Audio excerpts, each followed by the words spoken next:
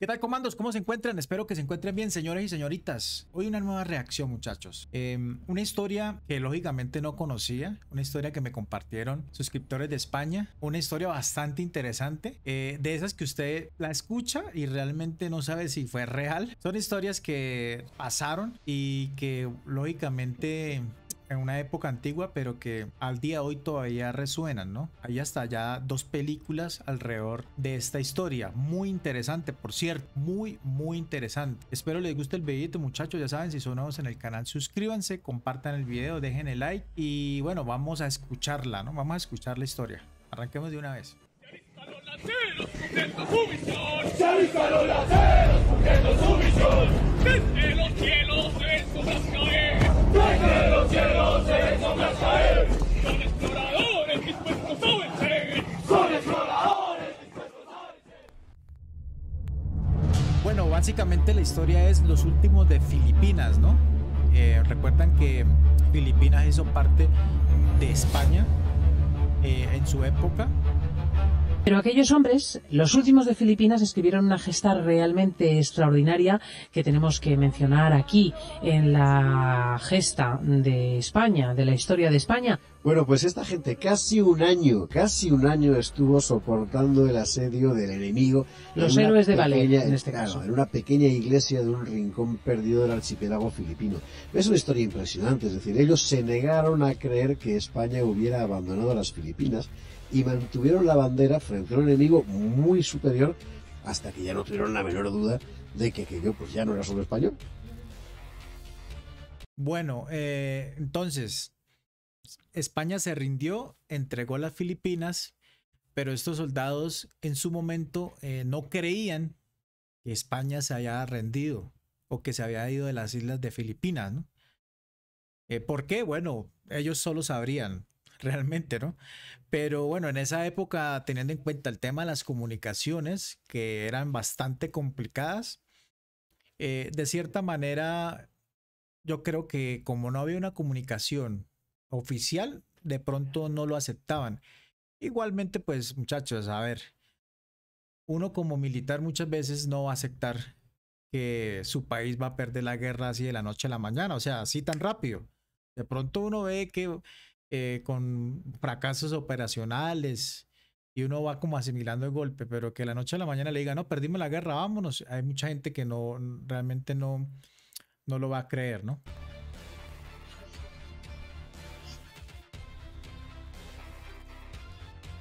Tenemos que situarnos en Filipinas, en 1898. Sí, los norteamericanos han empezado a ejercer ya de gran potencia, hasta ahora no lo habían hecho, empezaron con nosotros los abusones.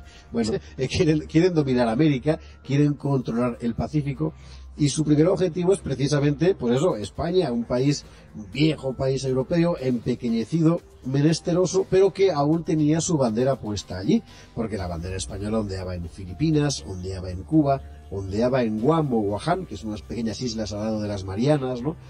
Son los restos del viejo imperio. Los yanquis saben de sobra de nuestra debilidad, saben también que desde unos cuantos años atrás hay una fuerte efervescencia antiespañola, tanto en Cuba como en Filipinas.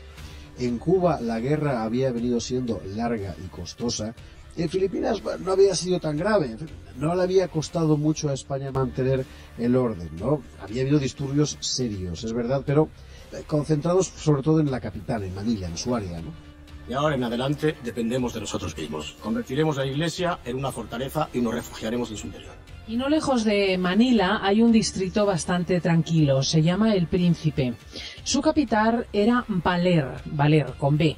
Una aldea compuesta por una iglesia, un hospital, la casa del gobernador, los barracones de la tropa, concretamente un cabo y 4 guardias civiles, y las viviendas de los nativos. Sí, la verdad que ves el mapa y efectivamente Valer está muy cerca de Manila, pero en la práctica allí sobre el terreno es como si fuera otro mundo, porque Valer está rodeada de montañas, separada por un gran río. Las comunicaciones con el exterior de Valer eran, siguen siendo hoy, dificilísimas. Bueno, pues también allí había llegado esta guerra de independencia de Filipinas, ¿no?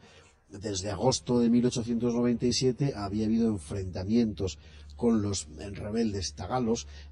Habían tenido que enviar refuerzos los españoles, ya no era solo ese cabo y esos 4 guardias civiles, ahora había más soldados allí, ¿no?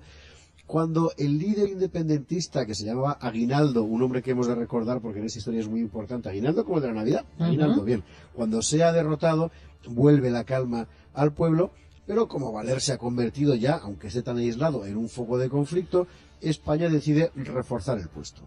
Y así, hacia febrero de 1898, se instalan en Valer 50 hombres, al mando de los tenientes Juan Alonso Zayas y Saturnino Martín Cerezo, y bajo la autoridad del nuevo gobernador de la plaza, el capitán Enrique de las Morenas. Y es en ese momento, cuando parece que la paz ha vuelto a valer, que los yanquis declaran la guerra a España. Y debió de ser impresionante. Eso fue una connotación mundial, ¿no? Cuando Estados Unidos, lógicamente, declara la guerra a España y con esto, como tal, destruye ya los últimos, podríamos decir, los pueblos de esta parte del mundo, de América y de la parte de Asia, ¿no? Los pocos o pequeños poblados españoles que quedan en su momento, ¿no? Bueno, no sé, yo realmente no sé mucho la historia española, pero creería que España en su momento quedó rezagado, ¿no? O sea, de pronto no aprovecharon o no tuvieron en cuenta la modernidad que se venía frente a todo este tema y se quedaron ahí, en el pasado, ¿no? Añorando las grandes proezas que tuvieron en su momento, ¿no? Y no pensaron a futuro y lógicamente, pues, países anglosajones se industrializaron mucho más rápido que ellos y con eso pues vino ya el decaimiento total de la influencia española en ciertas zonas del mundo, ¿no? Quizá lo más impresionante es es que el destacamento español que hay en Valer no se entera de nada de todo esto. Es decir, ellos han llegado allí, Valer está tan aislado que tardan 6 meses en enterarse de que los Estados Unidos Imagínense. han declarado la guerra a España. 6 meses. Esto me recuerda al soldado japonés que duró un poco de años también por allá escondido en la selva, ¿no? Pensando que la Segunda Guerra Mundial seguía todavía. El capitán de las Morenas bastante tiene con tratar de prevenir las insurrecciones porque él sabe que los tagalos están en la selva esperando el momento de volver a atacar, ¿no? Bueno, pues en junio se enteran de que han entrado en guerra con Norteamérica y en ese mismo mes de junio es cuando los tagalos vuelven a la carga. Un día se levantan, los españoles ven que el pueblo está desierto, que ya no quedan nativos e interpretan inmediatamente que es el indicio evidente de que va a empezar el ataque de los rebeldes filipinos. Así que los españoles se encierran en la iglesia de Valer, cortan toda comunicación con el exterior y así empieza un asedio que iba a hacer historia. Y efectivamente la presencia española en Filipinas se desploma. Los rebeldes tagalos locales suman decenas de miles. Para colmo, los yanquis Claro, y apoyados por Estados Unidos, lógicamente estos rebeldes van a tomar fuerza, ¿no? Es como una de las políticas que Estados Unidos mantiene a la actualidad, ¿no? No intervienen directamente en este tipo de conflictos, pero sí apoyan monetaria y armamentísticamente a los rebeldes, ¿no? Siempre ha pasado. Abarcan a todo un cuerpo de ejército. Sí, las tropas españolas no pueden oponer resistencia, físicamente no pueden. Cae toda la provincia de Luzón, Manila queda sitiada y sin víveres. Los rebeldes proclaman la independencia, pero en Valer los españoles están aguantando y no saben nada de lo que está pasando alrededor. Están completamente aislados y los filipinos, cada vez más numerosos, les envían mensajes que Filipinas ha caído, que toda resistencia es inútil, que se rindan y serán bien tratados. Pero los de Valer se niegan a creerlo. No pueden creerlo. Entonces se suceden los combates, intentan asaltar los filipinos, los españoles en la iglesia ya encerrados aguantan, el mando filipino completamente exasperado les plantea un ultimátum. Ahí los tienen, sin dar crédito a lo que decía el enemigo, cosa que por otra parte tenía su lógica. Por otra parte, la capacidad de resistencia de los españoles es inaudita. Hacen de todo. O sea, como no tenían agua, hacen un pozo, sacan víveres de donde pueden, con piezas viejas que habían encontrado por allí de viejos cañones y con cohetes de artificio, con la pólvora de los cohetes, fabrican 2 cañones. Los filipinos empiezan a disparar desde todas partes alrededor de la iglesia, pasan los meses y meses y meses así, y los españoles aguantan. La iglesia está semiderruida, aumentan las bajas y Valer aguanta. Oiga, curioso porque, a ver, ¿cómo les dijera? Lógicamente, pues ellos se están protegiendo en un edificio, pero lo que dicen acá, ¿no? Un edificio que está día tras día va cayendo en ruinas también por el accionar del enemigo. Y los soldados filipinos no tomar como ese liderazgo de atacar directamente a estos soldados españoles. Podrían haber dos razones. La primera, creería yo, que no los atacaron o en masa realmente, porque no tenían cómo hacerlo, no tenían los recursos para hacerlo. Podría ser. De pronto los enemigos que estaban peleando con ellos eran guerrillas muy mal, o sea, sin armamento bueno, creería yo. Y no los atacaron en masa, ¿no? Porque puede haber pasado. Recuerden que nos dicen que son solo 50. 100, 200 hombres fácilmente podrían coparlos y sacarlos de la edificación, ¿no?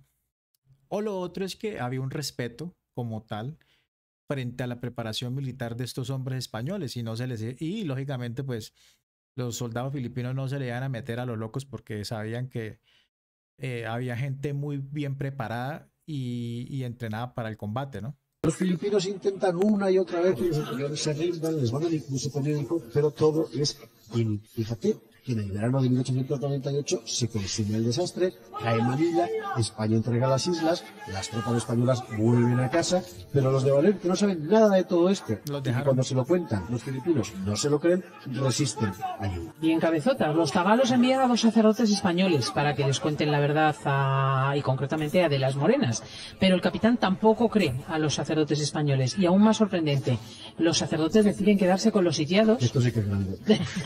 Esto es absolutamente español. Fíjate que los sacerdotes fueron a avisarles, hey muchachos, se acabó esta vaina, vámonos para la casa. El capitán les dijo, no, eso es mentira. Y los sacerdotes en vez de irse, se quedaron, fue con la gente. Oh, bravos estos sacerdotes, ¿no? Lo que hay allí dentro es un microcosmos de España. Hay andaluces, valencianos, canarios, catalanes, castellanos, gallegos, el teniente que nos mandes de Cáceres y el cornete de Zaragoza. O sea, que hay de todo.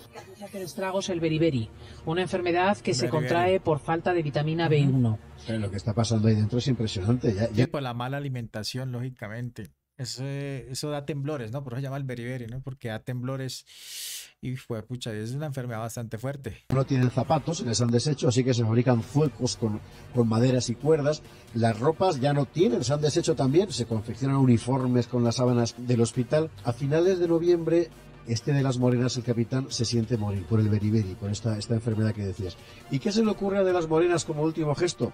Pues manda una carta a los filipinos instándoles a rendirse y a que entreguen las armas y prometiéndoles que recibirán un trato benévolo. El enemigo reacciona con furia. La resistencia española, a pesar de ello, sigue sin quebrarse. Hacia diciembre, en la iglesia de Valer quedan solo 35 hombres.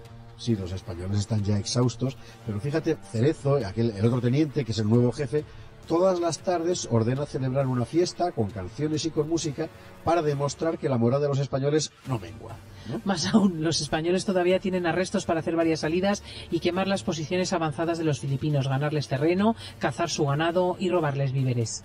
Yo me imagino, muchachos, el estrés, no tanto físico, sino el estrés mental de esta gente durante un año de asedio, güey.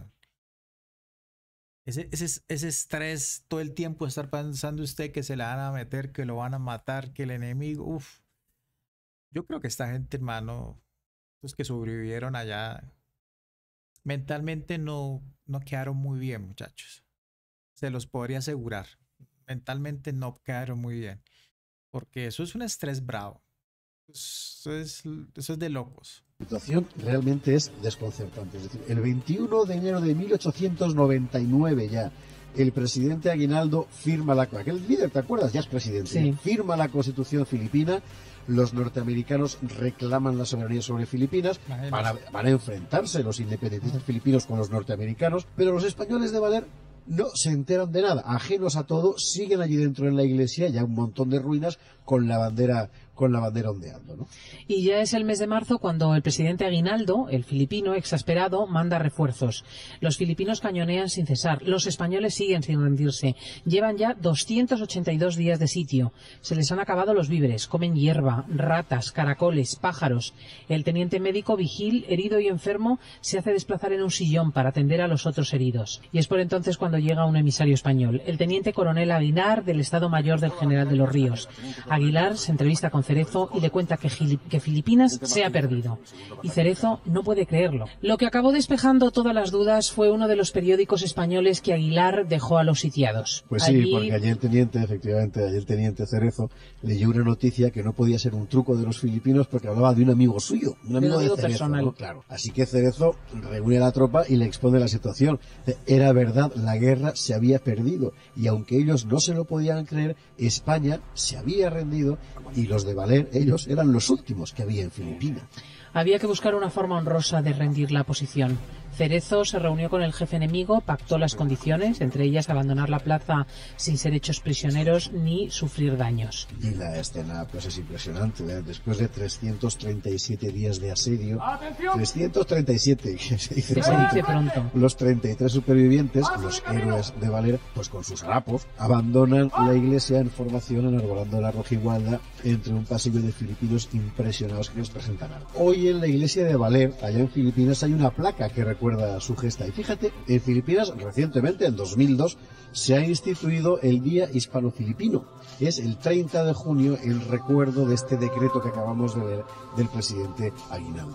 Parece mentira, pero qué lógico sería que ese 30 de junio tuviese su paridad en nuestra patria, pero en España no hay un día específico que recuerde a aquellos valientes. Todos los días deberían ser el día de los últimos de Filipinas, de los héroes de Valer. Por lo menos aquí lo va a ser. A partir de ahora, todos los días, el día de los últimos de Filipinas. Pero no estaría mal que hubiese una iniciativa de alguien recordándoles también el 30 de junio. En cualquier caso, tú los has recordado hoy y es lo mejor que se puede hacer con su memoria. Gracias, José Javier Esparza.